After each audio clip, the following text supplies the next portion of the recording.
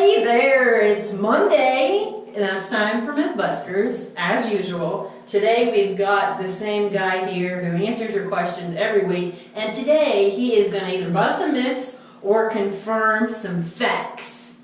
And your question today is about sunscreens and children. Is it true that there are some sunscreens out there that are better than others, one, and the other one is it true that a lot of them aren't even labeled appropriately and don't work as labeled? Wow, I don't know really the answer to that second part of that question, if they're not labeled correctly, but I have read some stuff in the medical literature that says they are not labeled correctly. And a rule of thumb behind sunscreens, look at the SPF factor, sun protection factors, which is what that means.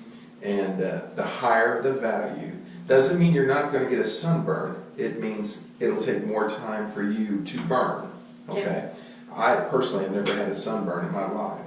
I don't, I can go out in the sun all day long and I've never get a sunburn. Mm-hmm. So other people, we saw a child today. I mean, mom said the kid was out there for 10, 15 minutes and got a sunburn. So everybody reacts to the sun differently.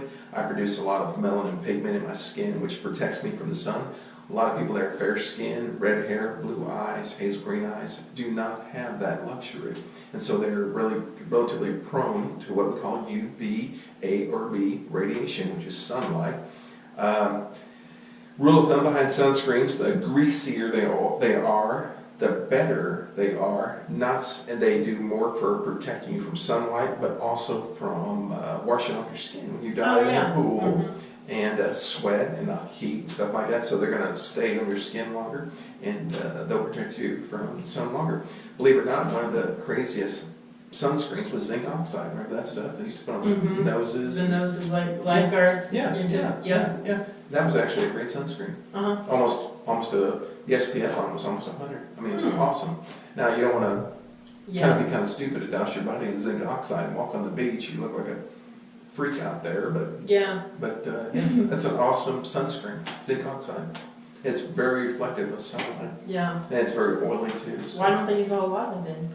I'm sorry? You said they used to use a whole lot of it. Well, they don't use it anymore because there's actually other sunscreens out there with SPF values that go up to 80 now, I think, and they're almost just as effective. Oh, okay. So the point of it is, a lot of them now just wear a big straw hat and protect yourself from the sun. But there's a big difference even in hats, golf hats and stuff like that. The ones with the visors, the bigger the hat, the better, Mm-hmm. But a lot of the ones with mesh, golf caps and stuff really don't protect you much from the sun. Yeah. So, but sunscreens, look at the value, look at the reviews online, look at some scientific literature about them before you buy them. I think Coppertone has always had excellent sunscreens, and I've never heard anything bad about Coppertone. But the SPF factor, the higher the factor, the better protection you have. And this is a myth. You don't have to get a burn to get a tan. Go ahead and use the sunscreen, save your skin, and use it. Go lay in the sun if that's what you want to do. Try not to burn. Know your limitations when it comes to that. That's a good one. That's a good note. Yeah.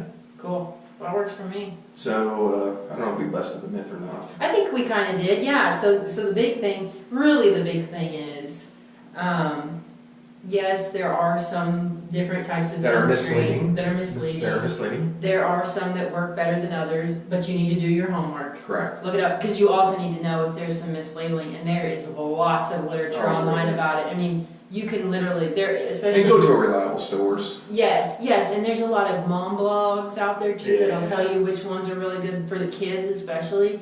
And there are a lot of them mislabeled, and you can find that information online. Yep. So I think we busted some myths, but more than anything, as usual, we just gave you lots of good information. Yeah. So, for free. Yeah. So, anyway, cool. Well, that does it for this one, I think. Okay. All right. We will see you guys tomorrow for Trash Talk Tuesday. Oh, yeah, that's right. Trash Talk Tuesday.